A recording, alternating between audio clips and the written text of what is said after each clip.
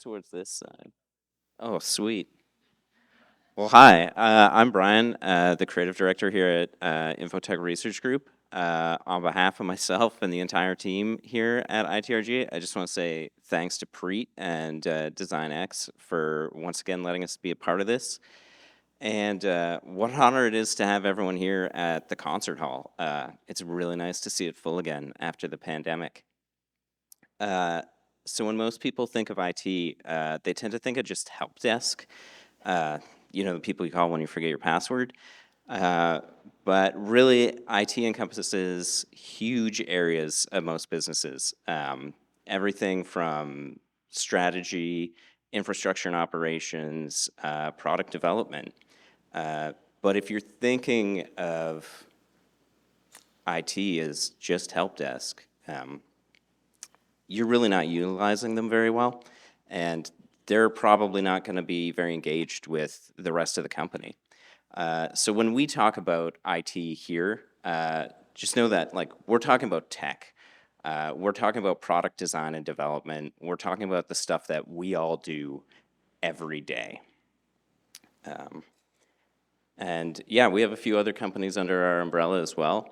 Everything that Infotech does for IT leaders, McLean and Company does for HR leaders. Software Reviews is basically Yelp for enterprise level software. And I'm standing in front of the name, but My Policies is our policy management software for small to medium-sized businesses. Yeah. So what Infotech does is we provide research, workshops, and guided walkthroughs to help make your IT department better. And we talk about ourselves a lot like a gym membership, where the people who actually use it really love it, and they do measurably better than their peers in other organizations. So the most exciting piece of research we publish every year, I think anyway, is our annual tech trends report. And so in this report, our analysts identify the top trends they think are going to be in tech in the next year that tech leaders, such as all of us, need to be aware of. So every year, this tops our most downloaded research. And our team this year really set out to elevate it above anything we'd done visually before and set a new standard for it going forward. Our analysts have identified 7 trends this year. I'm lucky enough to be here to share all of them with you. So first up, we have the metaverse. In 2023, we're going to launch the metaverse, legs and everything. That's probably not very likely. But when we're talking about the metaverse, just so we're all on the same page, we're talking about the convergence of a bunch of different technologies. So VR, AR, real-time communications, with the goal of creating an immersive experience. And using the metaverse for hybrid and remote work collaboration is something that's being talked about a lot these days. But when we reached out to our membership and asked them about it, 63% of them said, no, we're not going to do that. Go figure, the tech industry was the most enthusiastic, with 34% of them said, yeah, we're already running proof of concepts. And when I talk about the metaverse, a lot of people probably think of Meta, by which I mean Facebook. But when we asked people, they said only 9% of them thought Meta would be able to deliver on some of the key promises within 5 years. But 35% of people think Microsoft is going to do it.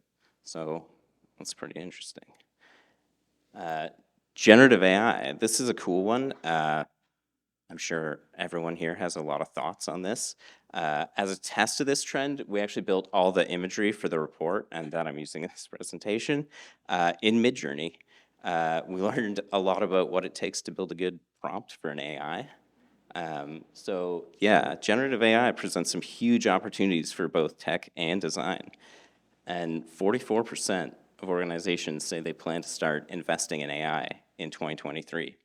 And by the end of 2023, like 63% of organizations say they'll start using it for business analytics and intelligence, and 63% say they'll start using it to automate repetitive tasks. This is the first time in history any of us have had access to this kind of tech. It's really exciting. We're just scratching the surface. Yeah. So we're all familiar, at least on a surface level, with the recommendation algorithms used by Netflix and Amazon and Facebook. I hate all of them. But yeah, translating a traditional business or business model to an algorithm doesn't always go super smoothly. So there's a lot of reasons for that. One of the big ones is that your data's often off in like a weird silo that you've created. And even if you can get it out of that, an analytics vendor taking a look at that weird data from your specific industry, like it's not obvious to them how to turn that into a useful insight. So if you go your own route and like build your own tools, you're gonna miss out on like a couple decades worth of best practices that analytics vendors have been building. So what we've started to see is a shift where industry experts are collaborating directly with analytics vendors to build solutions to this together. And 70% of IT professionals are weighing how much their data is worth based on how much value it brings to their existing products. And then about 65% are looking at how much it helps them reduce costs. So when we looked at what tech organizations were investing in, this lagged only behind generative AI. So yeah, the pandemic has accelerated our transition to a digital world super quickly. Now, worldwide, most customer interactions are digital. When we looked at this last year, companies told us more than 20% of our traditional business processes we've digitized in the last year. This year we saw the opposite. So everyone said less than 20% we've digitized this year. The reason being is that most of us have progressed beyond switching to digital, and now we're really focused on just optimizing what we've converted over. And when we reached out to ask why people switched to digital in the first place, almost 70% said they were focusing on automation so they could do more important work. And we can expect to see a lot more focus on automation and optimizing tasks this year. This is a big one. So in 2023, environmental, social, and governance analytics and reporting is going to start being required by regulators in the UK, the EU, the US, and Canada. When we talk about ESG, we're talking about a wide range of stuff, everything from reducing carbon emissions to improving diversity. So this represents a huge shift from what traditionally has been voluntary support. And now it's going to be mandatory support. But when we reached out to our members and asked, despite that almost all of us are going to be required to report on this in the next year, only 25% of us think that we accurately can do that. So in our case study for this trend, we look at how Walmart has a super ambitious goal to reach net zero carbon emissions by 2040. That's not just Walmart, the corporation. That's their entire supply chain of vendors. It's a super ambitious target. It's a really great read. Zero trust security. This is another big one. What does it mean? It means there's no such thing as a trusted or untrusted interface. And there's no such thing as a trusted or untrusted network. And there's no such thing as a trusted or untrusted user. The zero trust security means we're constantly verifying in real time all these things using real-time data. As designers, I think some of us in this room are probably going to have an opportunity to design the interfaces that we use to handle all this verification. So please, no more CAPTCHAs. I'm done. Also, 50% of us said that it's likely a cybersecurity incident is going to disrupt our business in 2023. So that's a little disconcerting. Yeah. So a majority of economists are predicting a recession in 2023.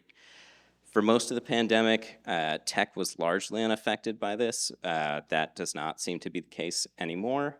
Inflation's high, interest rates are rising, and yet, despite all that, 55% of IT professionals expect their budgets are actually going to increase in 2023. When we filtered that to just the US, it was 70% of people. When we asked how the recession was affecting how they invested in new technologies, we found that it largely wasn't. They're still investing in new tech. Their investments are holding strong. Yeah. So those are the top trends that I'm going to move to the other side. That we sort of foresee in 2023. In the full report, we go into way more detail. There's case studies and insights for how to sort of interact and engage with these trends for each one. We'd like to offer you all a complimentary download of the full 80-page report. You can use the link there or the QR code. And once you get to the download option, yeah, you just put in your email address and fill out the form, and we'll email you a copy shortly. Thank you all very much.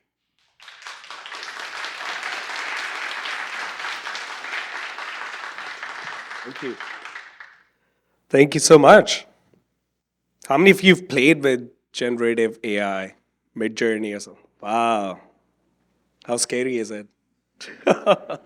It's so good and scary. Just the Figma plugin, I'm sure it's getting made right now.